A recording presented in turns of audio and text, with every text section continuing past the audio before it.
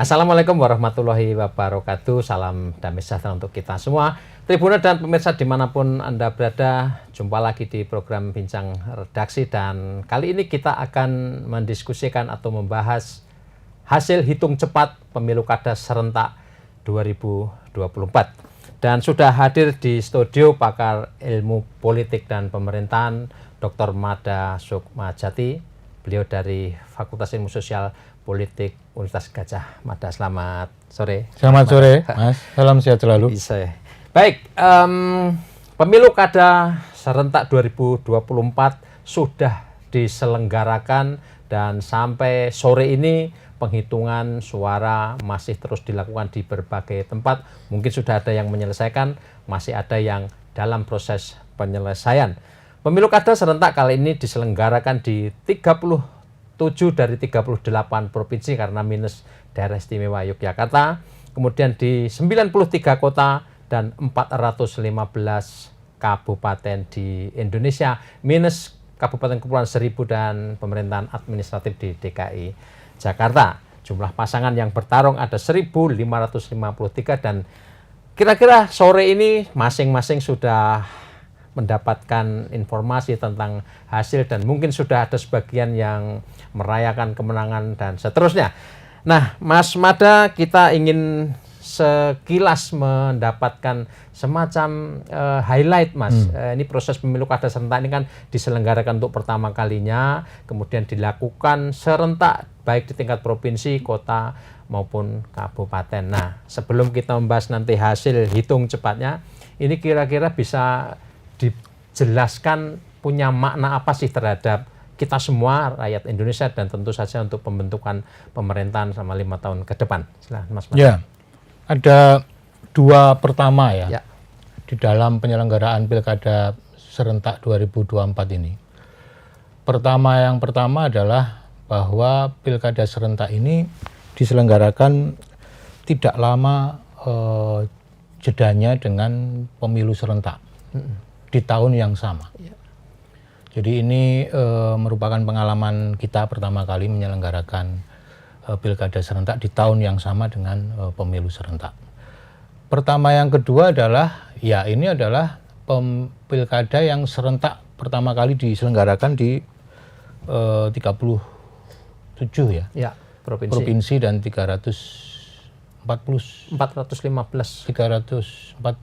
41 atau 314 kabupaten kota. Kabupaten kota berarti total ada sekitar 514 ya. 514 kabupaten kota. Nah, ini sebelum-sebelumnya memang ada serentak tapi kan dalam gelombang ya. Ada gelombang serentak sekian kabupaten kota provinsi, kemudian dilanjutkan dengan serentak di provinsi kabupaten kota yang lain gitu. Tetapi untuk yang serentak di semua provinsi dan kabupaten kota ya kita baru pertama kali ini menyelenggarakannya. Jadi akan sangat menarik sekali untuk melihat nanti ya komposisi hasil dari pilkada yang memiliki konteks dua pertama tadi untuk kita ke depan. Oke. Nah, buat masyarakat ini, Mas, karena ini kan memang akan menarik ya, karena kemudian selama 5 tahun ke depan ya praktis tidak akan ada pemilihan kepala daerah ya, artinya fokus kemudian pemerintahan yang terpilih akan bekerja. Ini buat masyarakat sendiri apa sih kemanfaatannya gitu kira-kira? Ya, saya kira pemilu ini kan justru perlu kita maknai sebagai awal ya, bukan sebagai akhir dari konsep representasi politik yang itu periodenya lebih lama, 5 tahun ke depan. Baik dalam konteks Pilpres, Pileg maupun Pilkada. Nah, jadi sebaiknya kita memaknai ini sebagai awal untuk kemudian nanti ya kita perlu terus melakukan kontrol, melakukan partisipasi terhadap jalannya tata kelola pemerintahan selama 5 tahun ke depan dari hasil Pilpres, Pileg maupun Pilkada serentak ini. Gitu. Jadi memang pilkada atau pemilu itu bukan untuk memilih ratu adil, tapi ini untuk memilih pemimpin yang terus-menerus kita perlu mintai akuntabilitasnya, sehingga kita bisa memastikan kontrol dan partisipasi itu akan membawa para pemimpin kita di tingkat daerah maupun nasional itu berjalan sesuai dengan relnya yang sudah mereka janjikan ketika kampanye gitu. Ya, oke. Sejauh yang kita amati, kita ikuti sampai Rabu sore atau menjelang petang ini memang pelaksanaan pemilu kada serentak ini secara relatif sangat lancar ya. Kita tidak mendengar ada insiden yang signifikan begitulah. Kemudian jalannya pemilihan juga lancar-lancar saja, kecuali memang ada beberapa kejadian yang mendahului, misalnya yang di Bengkulu ini ada OTT terkait dengan paslon, ada paslon yang kemudian meninggal di beberapa hari menjelang pelaksanaan pemungutan suara. Jadi ini sangat, saya kira, menggembirakan untuk kita semua. Karena memang salah satu kekhawatiran kita kemarin adalah dengan penyelenggaraan pilkada serentak ini, kapasitas dan kemampuan dari pihak keamanan ya. Jika memang kemudian terjadi letupan konflik yang sifatnya fisik gitu ya, di banyak tempat dalam periode yang bersamaan. Nah, tapi seperti yang panjenengan tadi sampaikan, ternyata kekhawatiran itu tidak terbukti ya, dan ya syukur alhamdulillah juga begitu. Sehingga mungkin ini bisa juga nanti menjadi pola untuk pilkada-pilkada kita di periode-periode yang akan datang gitu. Dan ini juga menunjukkan bahwa masyarakat juga sudah semakin matang menerima perbedaan. Masyarakat tidak lagi memaknai pemilu itu secara hitam putih atau hidup mati begitu. Dan mudah-mudahan dengan itu berarti spirit dari publik untuk mengawal jalannya pemerintahan yang akan datang dari hasil pilkada ini kemudian bisa terus dikembangkan. Ya, baik. Dan mudah-mudahan sesudah ini, kalau misalnya nanti sudah ada penghitungan final, real count begitu ya, juga tidak ada apa-apa begitu ya. Ketidakpuasan bisa disalurkan dengan cara yang elegan begitu kira-kira. Betul. Mas, ini kita kan sudah mendapatkan hasil-hasil hitung cepat yang memang suara yang masuk hitung cepat itu bervariasi. Ada yang sudah mendekati 100%, ada yang masih kurang dari 50%, dan kita akan melihat ke beberapa wilayah strategis terutama di provinsi, tingkat provinsi. Nah, apa yang bisa dibaca Mas dari hasil sementara ini? Misalnya di Jawa kita mendapati hasil bahwa Pramano Anung sementara unggul di DKI, kemudian Deddy Mulyadi di Jawa Barat, Jawa Tengah Ahmad Lutfi, kemudian Jawa Timur Khofifah. Ya, kita bisa membaca apa ini? Karena tadi kan dekat dengan Pilpres, Pileg, dan kemudian orang selalu menghubungkan, wah ini pemilu kada atau pemiluan gubernur ini pasti ada semacam potret dari persaingan di tingkat Pilpres gitu Mas. Ya, untuk tingkat provinsi ini secara umum kan pola koalisinya hampir sama ya dengan pola koalisi di Pilpres, meskipun ada tambahannya, ada plus-plusnya gitu kan. Tapi secara umum sebenarnya sama. Sedangkan untuk tingkat kabupaten kota itu menurut saya jauh lebih bervariasi ya. Lebih cair ya, Mas. Lebih cair koalisinya, dan mungkin juga kemiripannya dengan kontestasi di pemilu serentak Februari lalu juga mungkin lebih jauh ya kalau kita bandingkan dengan yang di tingkat provinsi begitu. Nah, kalau kita melihat hitung cepat ini di beberapa daerah, ya ini menunjukkan bahwa pola yang ada di Pilpres kemarin masih berlangsung ya. Ada continuity ya, ada keberlangsungan di tingkat pilkada provinsi, di Pilgub gitu. Karena kan koalisi di Pilgub juga sebenarnya secara garis besar itu hampir mirip ya dengan koalisi yang ada di Pilpres kemarin gitu. Nah, ini bisa kita lihat misalnya di beberapa daerah yang kita anggap strategis ya, misalnya Banten Banten, daerah-daerah di Jawa lah. Ada Jawa Tengah, ada DKI gitu, ada Jawa Barat. Ada Banten juga, mungkin beberapa daerah di luar Jawa, misalnya Sumatera Utara, karena di situ ada Bobi. Kemudian juga beberapa daerah misalnya di Sulawesi Selatan juga, yang pola koalisinya juga tidak banyak berbeda dengan ketika koalisi Pilpres yang lalu. Ya. Gitu. Oke.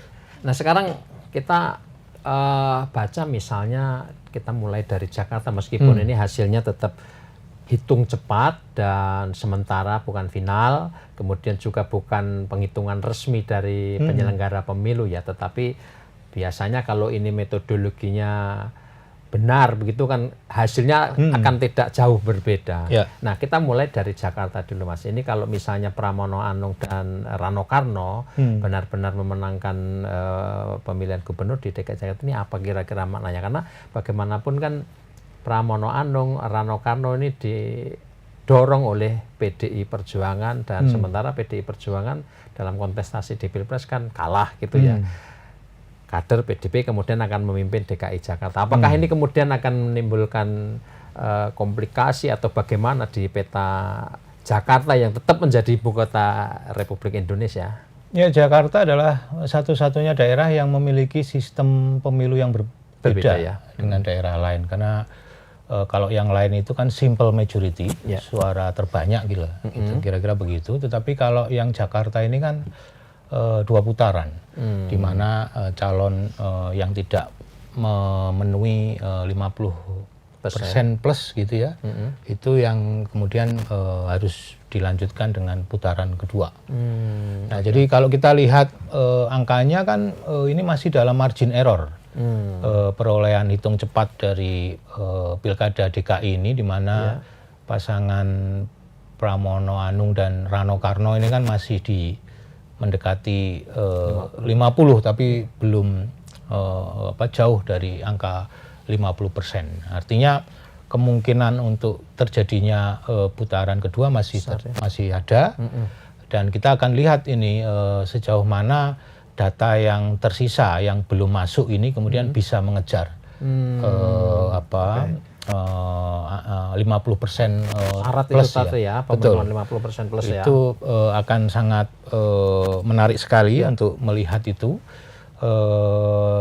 Dan saya tidak tahu apakah kemungkinan juga akan ada misalnya perselisihan gitu ya, hasil pilkada begitu, kalau memang marginnya sangat tipis gitu ya, di angka sekitar 50-an% itu.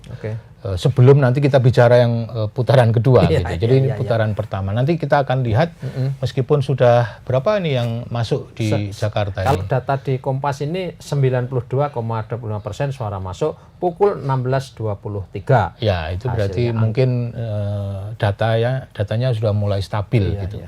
Jadi kemungkinan ya masih besar ya kemungkinan untuk terjadinya putaran kedua. Dan juga kemungkinan untuk terjadinya tadi perselisihan hasil pilkada karena memang marginnya sangat tipis untuk kemudian menentukan apakah akan berlanjut di putaran kedua atau cukup selesai di putaran pertama. Nah ini kan dengan angka atau capaian sementara atau perolehan sementara ini apa yang kemudian bisa dibaca dari keunggulan Pramono Rano Karno ini terhadap Ridwan Kamil? Karena ini kan bagaimanapun Ridwan Kamil didorong oleh koalisi partai yang cukup gemuk gitu ya, minus PKS gitulah ya, PKS karena ada calon independen nih dikurangi itu. Nah ini apakah ini mesin politik PDIP yang bekerja atau kan ada faktor apa Mas? Ada bisa dari sisi personalia dulu ini ada banyak presiden yang ikut cawe-cawe kan di dalam Pilkada DKI ini. Ada Bu Megawati, ada Pak Jokowi, ada Pak Prabowo yang semuanya punya kepentingannya sendiri-sendiri. Kemudian dari sisi kelembagaan ya memang ada pertarungan dari partai politik ya, PDI Perjuangan dengan koalisi KIM plus dan KIM plus itu. Selain juga tentu konteks Pilpres kemarin yang di sini juga peran dari Capres Anies Baswedan itu juga penting. Di dalam faktor Anies ya. Faktor Anies juga penting karena Anies juga mendapatkan perolehan suara terbanyak kan di Pilpres kemarin untuk DKI, meskipun selisihnya tidak banyak dengan Pak Prabowo begitu. Jadi ini ada banyak faktor yang berkelindan, ada banyak aktor yang punya kepentingan.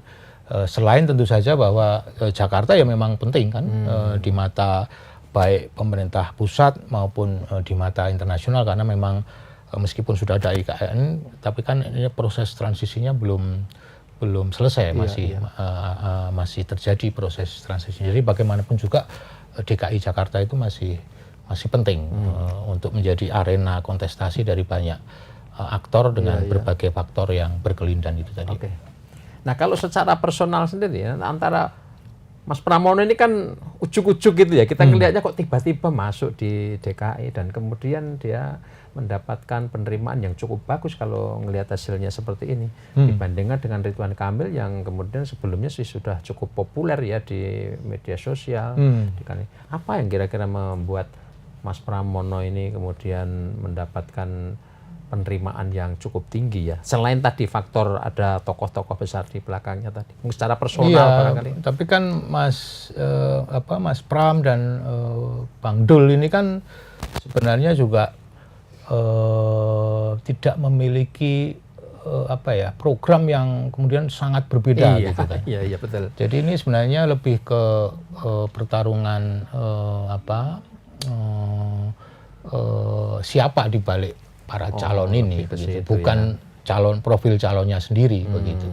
Apalagi tadi ada presiden dan mantan calon presiden yang kemudian juga punya banyak kepentingan di sini. Jadi ini menurut saya lebih dikarenakan faktor itu ya, bukan faktor profil personal sebagaimana mungkin terjadi di beberapa daerah yang lain di mana figur personal itu mungkin lebih menjadi pertimbangan dari para pemilih untuk menentukan pilihannya begitu. Termasuk beberapa blunder yang juga dibuatkan oleh Ridwan Kamil dan pasangannya. Itu juga tentu saja berpengaruh, misalnya kemudian tidak solidnya PKS gitu kan. Yang itu menjadi salah satu basis pendukung juga PKS ini di DKI kan. Yang kemudian itu pasti juga punya dampak terhadap perolehan suara dari para kandidat di Pilkada DKI ini. Ya, baik. Artinya gini, Jakarta ini tetap masih menyisakan tanda tanya ini nanti karena dengan raihan seperti itu dimungkinkan untuk putaran kedua akan berlangsung begitu. Dan putaran kedua untuk Pilkada DKI Jakarta itu juga terjadi di pilkada sebelumnya. Jadi ini bukan sesuatu yang baru gitu. Kalaupun terjadi putaran kedua. Dan kita Mas Madam bisa membaca nggak di putaran kedua kira-kira arahnya bagaimana? Iya, pasti akan jauh lebih kompetitif ya. Karena hanya ada dua. Dan karena mungkin ini akan diselenggarakan di tahun depan kan putaran keduanya. Dan mungkin bisa jadi akan menjadi satu-satunya pilkada di tahun depan. Sehingga banyak orang pasti akan melihat, akan perhatiannya menjadi pusat perhatian dari banyak orang. Dan di situ kontestasi akan jauh lebih tinggi ketimbang di putaran pertama. Mudah-mudahan tidak seperti sebelumnya, pilgub sebelumnya ya. Ini kan menurut saya pilgub sebelumnya itu kan menunjukkan bahwa kontestasi di putaran kedua itu sangat tinggi, sehingga semua strategi termasuk politisasi SARA itu kemudian dipakai. Ini salah satu indikasi bahwa kontestasi kemudian berjalan sangat tinggi. Tidak sekedar figur, tidak sekedar program, tidak sekedar politik uang gitu kan. Tapi juga bisa jadi akan melibatkan isu-isu atau sentimen-sentimen primordial yang lain begitu. Untuk putaran kedua sebagaimana kita belajar dari pengalaman putaran kedua di Pilkada DKI sebelumnya. Ya, baik. Ya, ini masih akan ada pertarungan sengit lagi dan kita mungkin akan bergeser ke Jawa Tengah.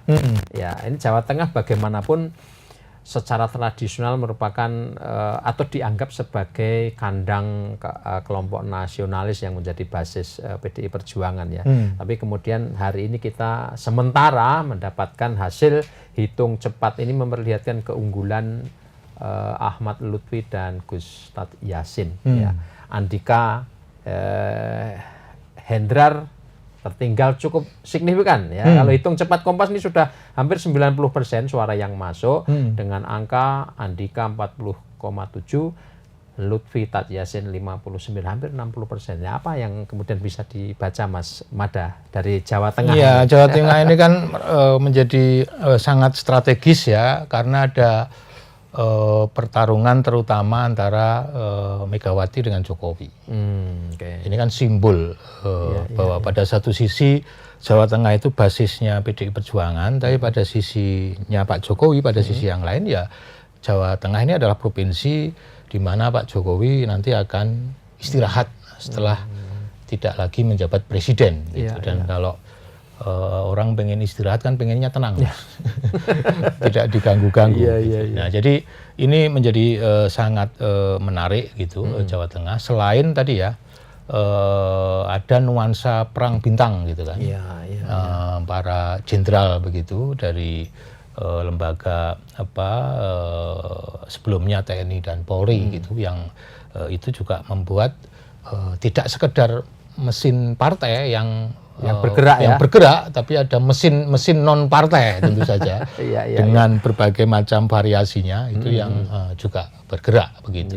Selain tentu saja menurut saya kemarin kan belum lama juga Pak Prabowo melakukan endorsement kan terhadap pasangan Lutfi ini, yang kemudian mungkin juga Partai Gerindra mestinya juga bergerak untuk mendukung Lutfi Tajiasin ini.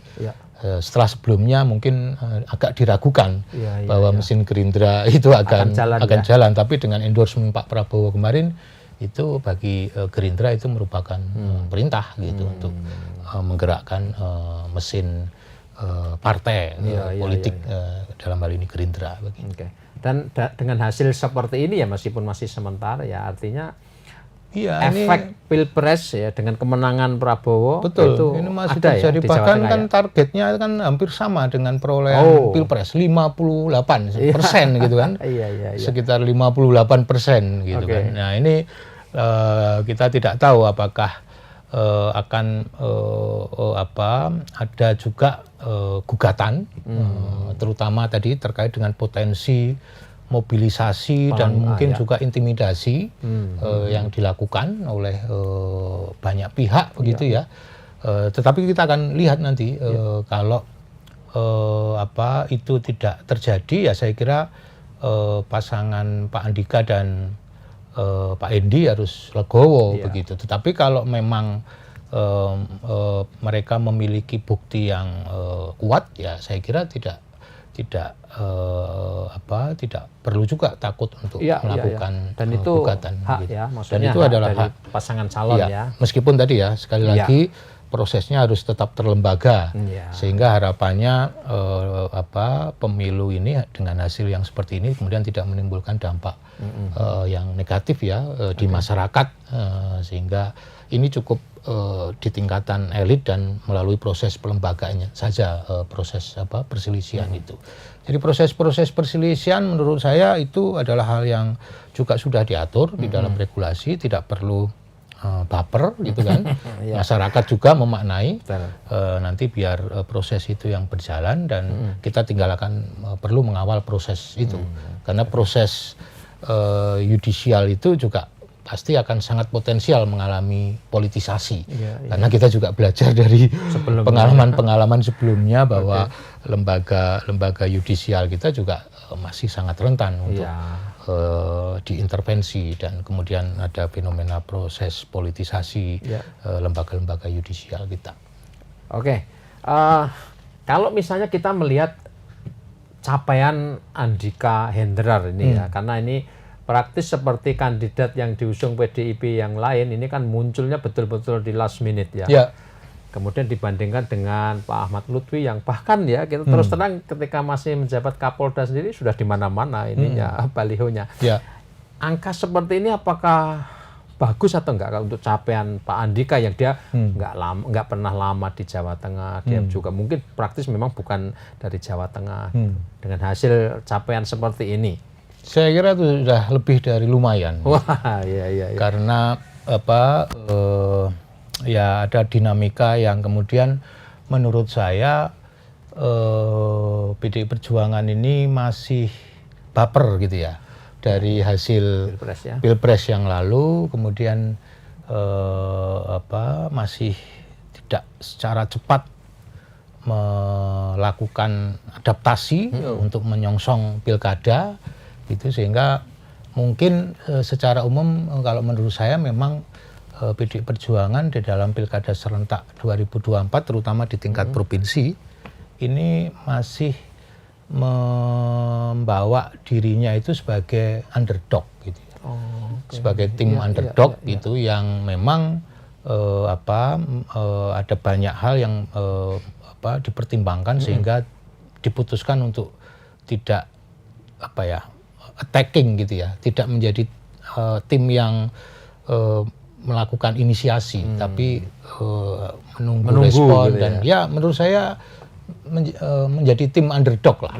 Kalaupun menang misalnya tadi di putaran pertama Pilkada DKI itu sebuah capaian begitu, tetapi kalaupun kalah itu juga tidak kemudian terlalu mengejutkan tidak juga. terlalu mengecewakan juga karena memang sejak awal menurut saya kalau dilihat dari proses pencalonan dan figur-figur yang dicalonkan ini ya menunjukkan bahwa PDI Perjuangan di Pilkada serentak 2024 ini memposisikan diri sebagai tim underdog.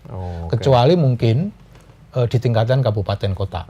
Nah, kita kan nggak melihat ini, belum bisa melihat quick count yang ada di tingkatan kabupaten kota. Mungkin di tingkatan kabupaten kota itu PDI Perjuangan lebih inisiatif untuk kemudian mengambil posisi sebagai penyerang begitu ya. Dan tidak lagi sekedar sebagai underdog. Ya, berarti ini underdog ini bisa kita sebutkan ada di semua wilayah ya untuk tingkat provinsi ya. Misalnya Jawa Timur ya Jawa kan Timur. Last minute juga Bu Risma sudah maju. Jawa Barat ngusung calon sendiri. Ya. Kemudian Banten ini sebetulnya menarik ya Mas karena PDI maju mengusung kader dari partai lain.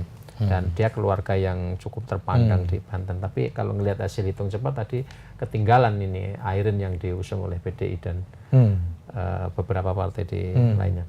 Nah oke Mas, kita akan ngelihat terutama untuk Jawa Timur. Ini pertarungannya sebetulnya apakah pertarungan sudah dimenangkan sebelum digelar atau bagaimana ya? Ya saya kira memang seperti itu ya. Gitu ya. Jawa Timur dan juga Jawa Barat. Jawa Barat ya. Kan kalau dilihat dari hitung cepat ini kan juga sesuai ya dengan banyak prediksi sebelumnya ya, bahwa di Jawa Timur Bu Khofifah itu akan leading jauh, di Jawa Barat Kang Deddy juga akan leading jauh begitu ya. Dan persiapan untuk itu sebenarnya juga sudah dilakukan sejak lama dan juga itu bahkan menjadi bagian dari deal politik ya ketika Pilpres yang lalu gitu kan, terkait dengan mobilisasi dukungan terhadap Pak Prabowo. Paket lah gitu aja ya. Begitu. Jadi memang ini sudah tidak terlalu mengejutkan bagi kita kalau memang marginnya itu terlalu jauh ya dengan calon-calon lain termasuk dari calon yang diusulkan atau ditawarkan oleh PDI Perjuangan. Iya, oke. Nah ini Mas, kemudian kan ini juga menjadi menarik ketika kemudian ada masyarakat juga banyak yang mengatakan bahwa kontestasi di pemilu kada serentak ini kemudian akan menjadi kayak semacam diproyeksikan untuk kontestasi di 2028 atau 2029 lah nanti di Pilpres berikutnya gitu. Ini kira-kira apa memang begitu atau enggak ya? Maksudnya dari penyediaan stok kader yang kira-kira nanti akan tampil di saya kira masih terlalu dini ya untuk memproyeksikan itu gitu. Tetapi dari paling tidak dari Pilkada Gubernur 2024 ini menurut saya justru ini memperlihatkan stok kepemimpinan nasional yang semakin terbatas. Karena calon-calonnya kan itu-itu aja, lu lagi itu. Di Sumatera Utara juga itu saja, di Banten juga itu, di DKI juga itu, di Jawa Barat juga, apalagi kalau berdasarkan hitung cepat yang menang juga itu-itu saja. Jadi sama sekali tidak ada muka baru gitu ya, yang kemudian kalau kita berkaca pada pengalaman Pak Jokowi itu kelihatan gitu. Sehingga otonomi daerah, karena Pak Jokowi memulai karir politiknya dari daerah, itu kemudian bisa memberikan stok bagi kepemimpinan di tingkat nasional. Itu menurut saya kalau dibandingkan dengan pemilu sebelumnya, yang pemilu sekarang ini lebih menurun stoknya. Jadi kalau kita lihat calon-calonnya ini di level provinsi dan mungkin juga terjadi di level kabupaten kota itu ya hanya itu saja lagi gitu. Dengan program yang menurut saya yang ditawarkan juga tidak banyak yang nendang gitu, yang segar, yang kreatif, yang inovatif gitu. Ya programnya paling kan yang populis, yang orientasi ketergantungan pada sumber daya negara, yang orientasinya jangka pendek, memberi ikan dan bukan memberi kail kepada warga negara, kemudian lebih menonjolkan profil individual ketimbang misalnya profil kelembagaan partai politik dan seterusnya dan lain sebagainya. Itu masih jauh bahkan lebih menguat strategi populisme ini di pilkada serentak ini jika dibandingkan dengan pilkada yang lalu. Kita bisa lihat itu di debat-debat publik gitu. Kalau panjenengan melihat kan nuansa populisme kan sangat kental. Nah ini mungkin juga tidak berbeda dengan pilpres yang lalu, di mana strategi populisme ini juga dikembangkan oleh Pak Prabowo ya, salah satunya melalui program makan bergizi gratis, yang saya kira itu menjadi salah satu indikator kuat betapa jangankan di level daerah, di level nasional pun strategi populisme masih dikembangkan oleh para pemimpin kita. Ya, memang pemerintahan Republik Indonesia, pemerintahan Pak Prabowo juga belum ada 100 hari ya, jadi kita pun juga mungkin betul terlalu dini, tetapi kemarin pun juga ada yang menganalisis begitu Mas. Misalnya di Jawa Tengah, seandainya ini Andika Perkasa ini memenangkan pertarungan, berarti akan ada stok yang agak muda gitu di kontestasi. Artinya PDI mungkin akan memiliki jago gitu loh. Tapi melihat hasil kayak begini, apakah juga masih akan ada kesempatan dari beliau ini? Karena bagaimanapun kalau dari segi usia memang ya ini usianya enggak muda-muda lagi. Ya udah enggak muda ini, dan ini muka-muka tua, senior semua ini. Ya itu gimana Mas soal Pak Andika ini? Ya saya kira ini menjadi tantangan kita lah, tidak hanya dalam konteks Jawa Tengah, tapi juga secara nasional ya? Secara umum, bagaimana kemudian pilkada seharusnya bisa menjadi sarana untuk memperkaya stok kepemimpinan nasional dan regenerasi dan seterusnya.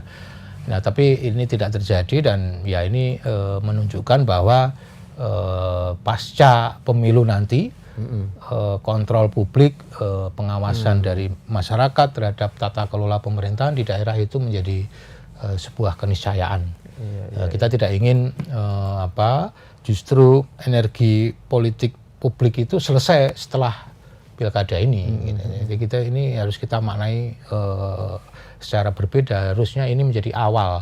Nanti kemudian publik bisa menuntut akuntabilitas terhadap wakil-wakilnya yang sudah dipilih dan sudah memberikan legitimasi melalui pilkada ini. Jadi kalau sudah memberi legitimasi publik kepada pemimpin, harusnya pemimpin memberikan akuntabilitas kepada publik, karena ini hubungan yang timbal balik. Jangan sampai hanya memberikan legitimasi tapi tidak memberikan akuntabilitas. Itu nanti yang terjadi adalah pemerintahan yang oligarkis, yang elitis, bahkan mungkin juga yang koruptif gitu, sehingga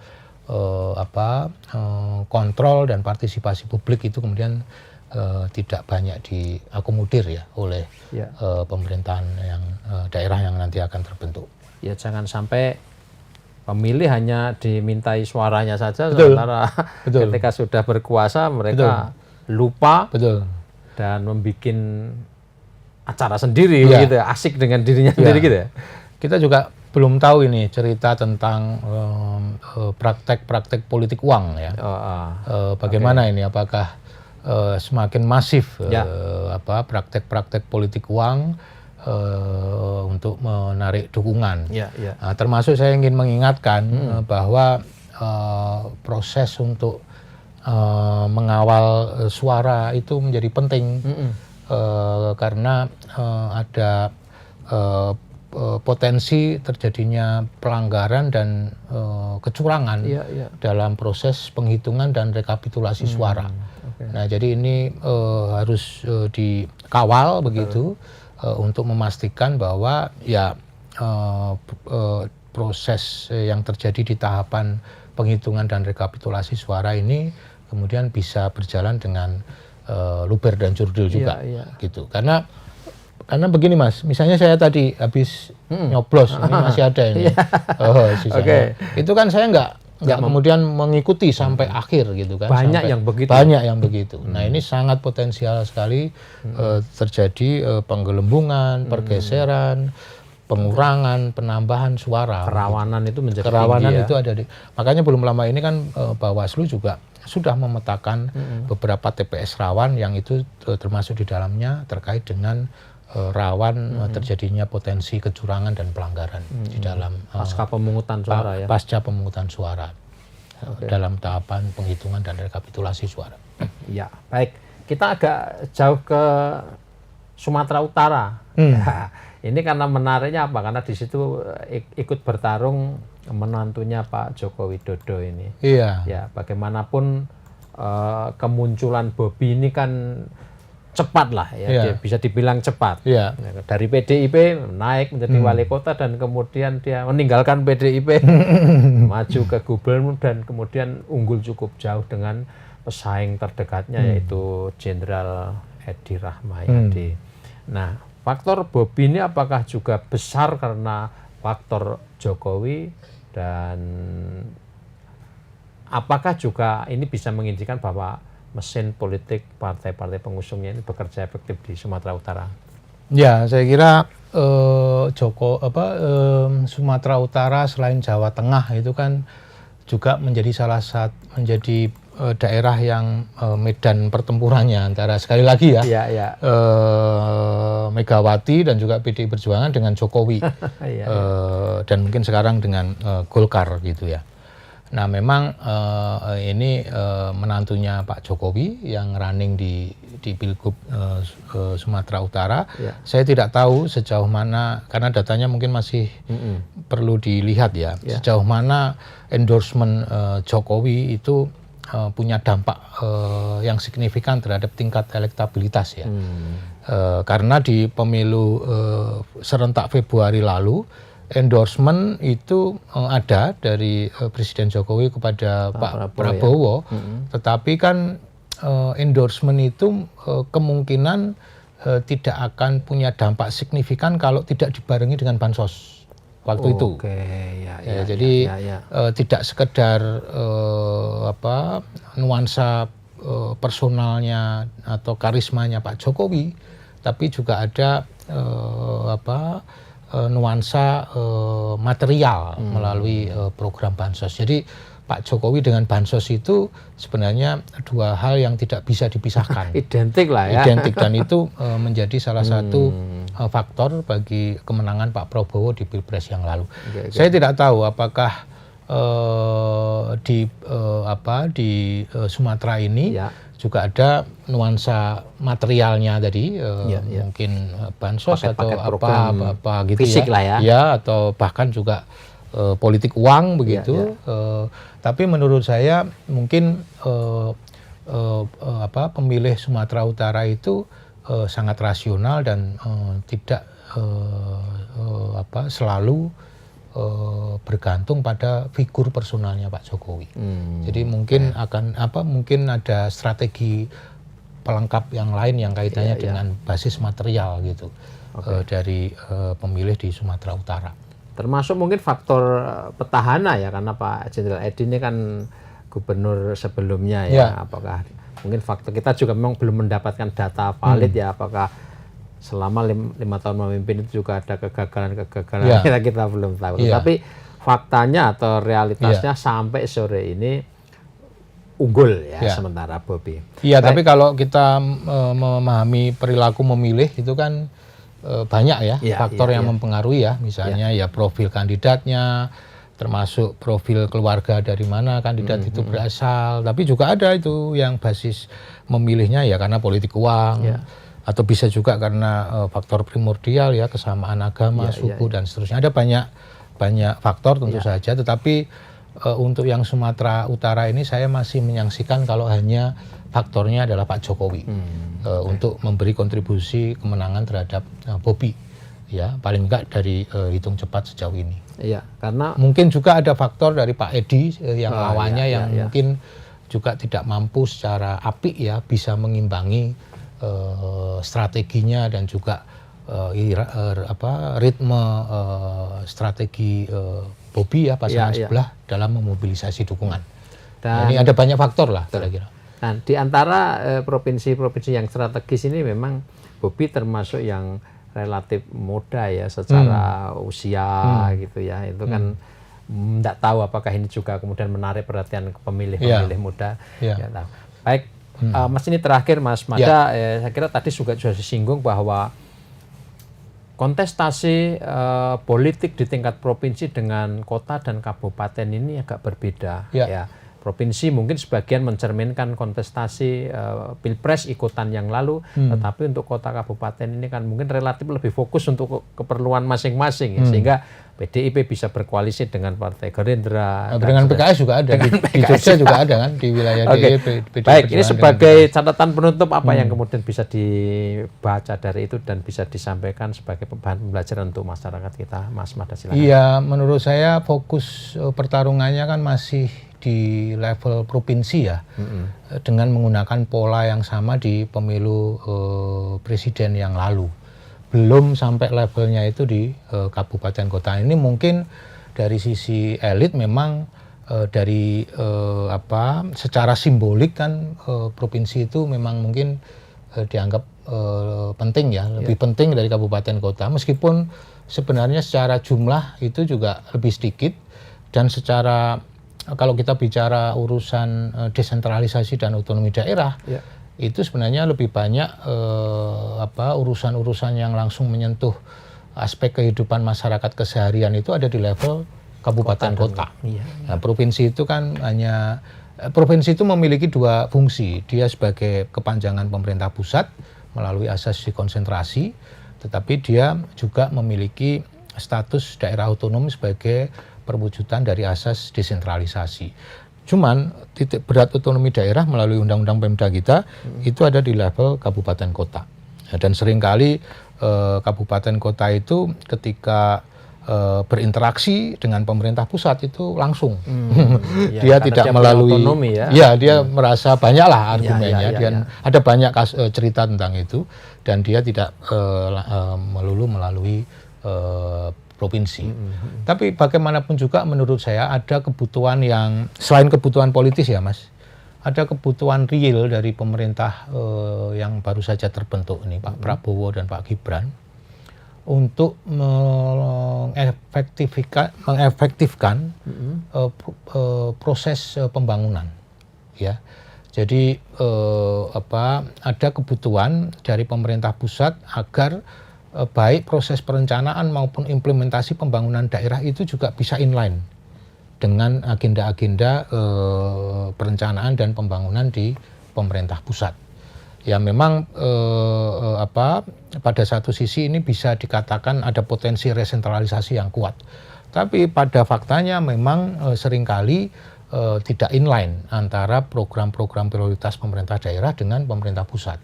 Salah satunya soal stunting. Nah, ini stunting ini adalah program pemerintah pusat. Ini sudah berjalan beberapa waktu lalu di bawah pemerintahan Jokowi. Tetapi masih saja ada daerah level kabupaten kota yang tidak mendudukkan program stunting ini sebagai prioritas pembangunan program daerah mereka. Nah, ini memang dari sisi politik ada kebutuhan untuk memastikan program dari Pak Prabowo itu juga bisa didukung oleh mesin-mesin partainya di daerah, tetapi juga ada kebutuhan secara teknokratik ya, untuk kemudian ya mensinergikan dan mengkoordinasikan proses perencanaan maupun implementasi pembangunan sehingga bisa inline ya antara pusat dengan daerah begitu. Ya memang ini ada resiko juga bagi terjadinya resentralisasi, tapi tarikan antara resentralisasi dan kebutuhan untuk melakukan sinergi pembangunan itu memang harus dicari solusinya ya, dilema itu ya. Dan salah satunya saya kira itu sudah mulai dilakukan oleh Pak Prabowo di konteks pemerintah pusat ini dengan mengawal beberapa calonnya tadi yang di tingkat provinsi. Itu harapannya mungkin selain ada proses politik, tapi juga ada nuansa teknokratik yang kemudian diharapkan bisa berdampak ya pada efektivitas implementasi dari program-programnya Pak Jokowi, termasuk Pak Prabowo, termasuk soal tadi makan siang makan bergizi gratis ya. Kemudian program-program yang lain lah, ketahanan pangan itu juga menjadi salah satu unggulan. Nah ini yang mungkin juga menjadi kebutuhan dari Pak Prabowo ya untuk memastikan program-program itu berjalan, dan salah satunya adalah melalui memastikan bahwa calon-calon dari Pak Prabowo itu bisa memenangkan pertarungan di level gubernur dalam Pilkada serentak 2024 ini. Gitu. Selain tentu saja ada cerita tentang Pak Jokowi tadi ya, terutama di dalam konteks Jawa Tengah dan Sumatera Utara. Tapi di luar itu saya kira ini adalah kalkulasinya Pak Prabowo ya, atau pemerintahan pusat. Jadi soal efektivitas pembangunan tadi. Oke, jadi itu secara politik ya sah-sah saja ya, lumrah-lumrah saja kebutuhan pemerintahan Prabowo untuk kemudian sinkron dengan pusat dan daerah itu lumrah gitu ya, normal saja. Baik, Mas Mada, terima kasih untuk insight-nya pada sore hari ini, dan kita masih akan terus mengikuti hasil hitung cepat maupun real count dari Komisi Pemilihan Umum terkait dengan semua hasil pemilu kada serentak 2024, dan harapannya ini seperti proses penyelenggaraan juga berjalan lancar, tidak ada insiden yang sangat signifikan, dan ini menjadi harapan kita semua. Terima kasih sekali lagi Mas Mada. Terima kasih. Tribuners dan pemirsa dimanapun Anda berada, demikian diskusi kita, bincang-bincang kita, membaca sebagian dari hitung cepat pemilu kada serentak, dan beberapa tadi sudah disampaikan. Masih ada catatan tentang hasil pemilu kada di Provinsi DKI Jakarta, karena ada kemungkinan akan terjadi 2 putaran mengingat hasil perolehan suara tidak sampai 50% plus kira-kira itu. Tapi mungkin hasil yang lain sudah relatif sampai sore ini sudah mendekati 90% atau bahkan ada yang sudah 100% untuk hitung cepat. Tribuners dan pemirsa dimanapun Anda berada, terima kasih untuk perhatian Anda. Kita telah berbincang bersama Dr. Mada Sukmajati, pakar ilmu pemerintahan dari Universitas Gadjah Mada, dan kita akan jumpa lagi di bincang redaksi berikutnya tentu dengan tema yang berbeda. Wassalamualaikum warahmatullahi wabarakatuh. Waalaikumsalam warahmatullahi wabarakatuh.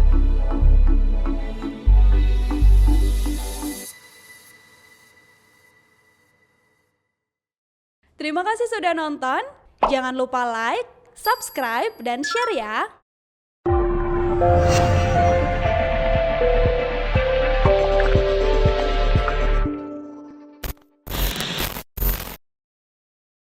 Download Tribun X sekarang. Menghadirkan lokal menjadi Indonesia.